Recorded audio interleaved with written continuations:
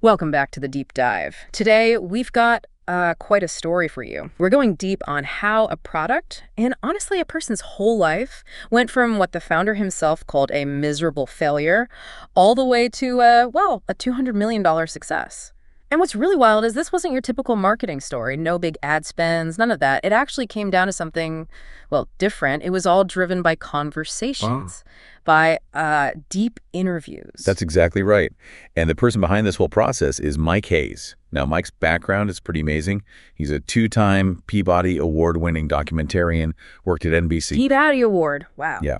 And get this, he learned how to interview from Johnny Carson himself. You know, Carson's whole philosophy was treating guests like they were in his home. That's a great way to think about it. It is. And Mike took that skill and interviewed huge names, Oprah, Larry King, Tony Robbins, even Steve Jobs.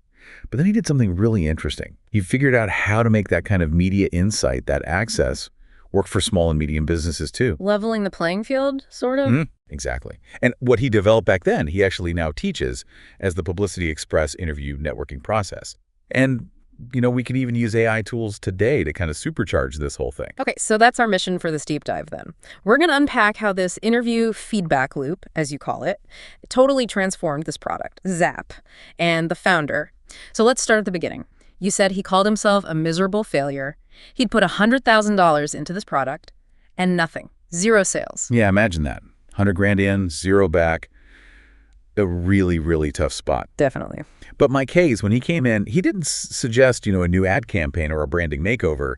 He started with conversation. He called it a deep listening sprint. Deep listening sprint. I like that. It wasn't just like casual chats. This was the very beginning of what became his Publicity Express interview networking process.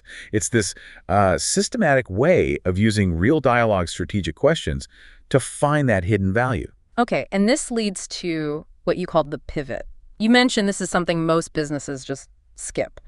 Why is that? Why miss this? And how did Mike actually get Jeff to launch a conversation instead of just pushing the product harder? Yeah, it's a great question. Most businesses, right, they kind of work on assumptions. They think they know what people want. They build the thing, then they try to sell it. And they will come. Or not. Or not, No. exactly. So Mike's approach flips it. The pivot is about hitting pause on the selling and starting a real conversation. And the feedback, this wasn't just random. It was strategic. How so? Who were they talking to? Well, they talked to actual users, obviously. Yeah. But also industry pros, people in retail who knew distribution, even interview co-hosts and media folks. They gathered what Mike calls story-driven feedback. Story-driven, not just data points. Precisely. It's about the narratives. Yeah. What are people's real problems? What are they hoping for?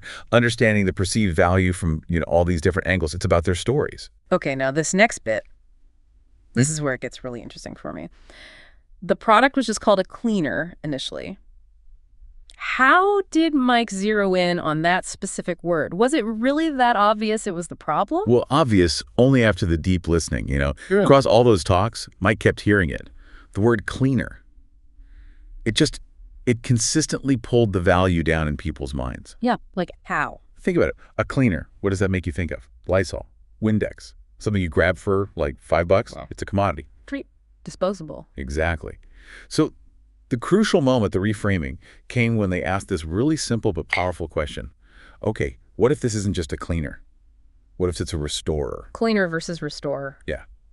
And that single word change, it wasn't just semantics. It completely repositioned the product's value proposition.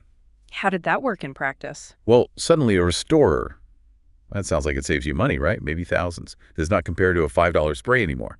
Now it's compared to hiring a contractor or replacing tile, replacing a bathtub maybe. So the comparison changes. Completely. So now a $20 product doesn't seem expensive. It feels like a smart buy. A genius decision even. Jeff tells this great story. Yeah. Someone literally asked him, how the heck are you going to sell a tile cleaner for $20? Yeah. And the light bulb went off thanks to Mike's process. Jeff realized, you don't. You don't sell a cleaner for $20. You sell a restorer for $20. And that led straight to their tagline, which was brilliant. Don't replace it, restore it. Trademarked it and everything. And don't replace it, restore it. That's powerful. So, okay, what did this actually do for Jeff and Zap? You said $200 million. Yeah, I mean, the results were just staggering. It's the same product, remember, just a new story, a new frame. But it went from $0 to $200 million in revenue. Wow. What were some of the steps? How did that happen? Well, okay, milestones. It sold out on Value Vision, one of those shopping channels, in just 5 minutes. 5 minutes. 5 minutes. They renamed it strategically. Zap, the professional porcelain fiberglass tiling grout restorer. Bit of a mouthful, but specific. Specificity sells, right. It does. Then they hit $50,000 a month in cash flow pretty fast. By early January, they were doing $1 million a month just from TV sales. $1 million a month. Yeah. And Mike even suggested, kind of cleverly, creating a knockoff called Restore 4. They aired that on QVC once. Did $83,000 net. Net. In one airing. In one go. And that cash injection basically funded their big long-form infomercial. That's what really, as Jeff said, put them over the top. And then retail. Made their first $1 million just in Costco. Their growth was just exponential. Remember year one before Mike? Then $7 million, and $15 million, $42 million, $63 million. It just kept climbing. That's insane growth. It really was.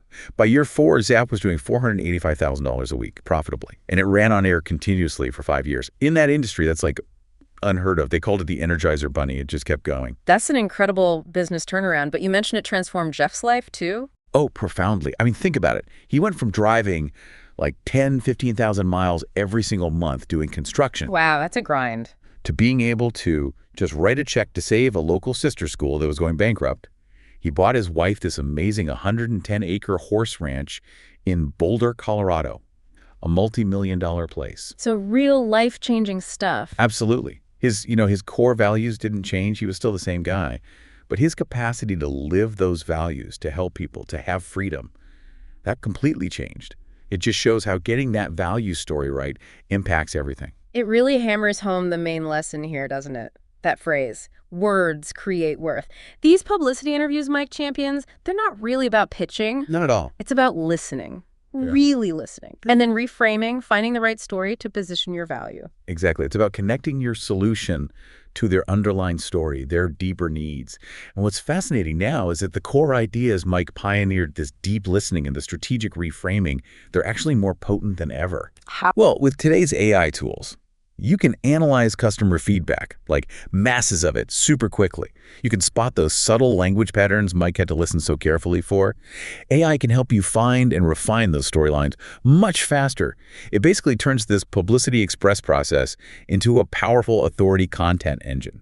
So the principles hold, but technology can amplify it. Precisely.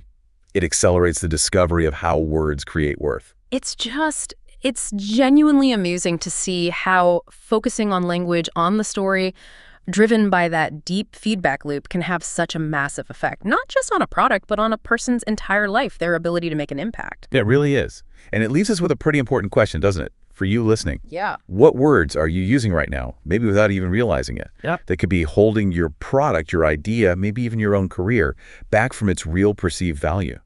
What kind of transformation could you unlock if you stopped assuming and started a real strategic conversation instead?